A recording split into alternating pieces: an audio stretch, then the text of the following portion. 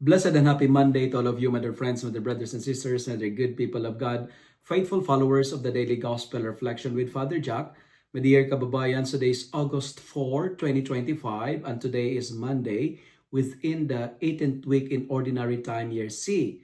Today, we celebrate the feast day of our patron saint, the patron saint of the diocesan priest, Saint John Mary Vianney.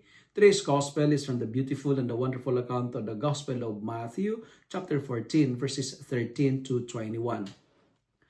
When the disciples were overwhelmed by the hunger of the crowd, they turned to Jesus, expecting him to send the people away.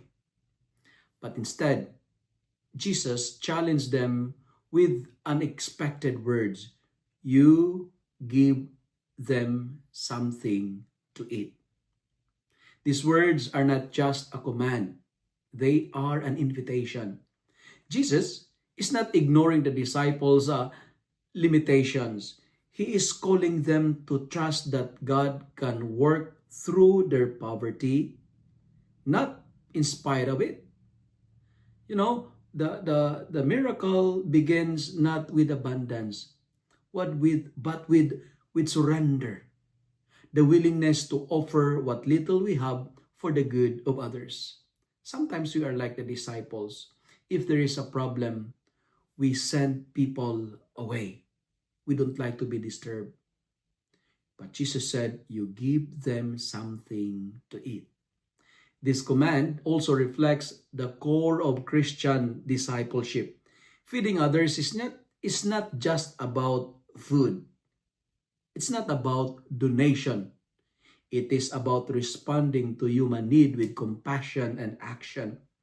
Whether it's hunger of the body, loneliness of the heart, or thirst for truth, Jesus calls each of us to be participants in His mission. In a world filled with suffering, it is easy to say, well, send them away. Don't disturb us. It is much harder and more holy to say, how can I help? Hey, can I help something? Jesus calls us not to be passive observers of pain, but active agents of hope, even when we feel inadequate. And you know what, my dear friends, my dear brothers and sisters, in every Mass you attend and every Mass I celebrate, we echoes this miracle. The offering of bread and wine, simple gifts of the earth, are lifted to heaven and returned as the body and blood of Christ. Likewise, when we offer our small acts of service, our gesture of kindness, and acts of charity and love, God multiplies them beyond what we can imagine.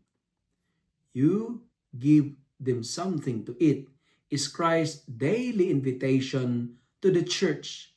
It reminds us that no gift is too small, no person too insignificant, no heart too empty for God to use. All He needs is our willingness to give. If you love and like this reflection, kindly share it with your friends.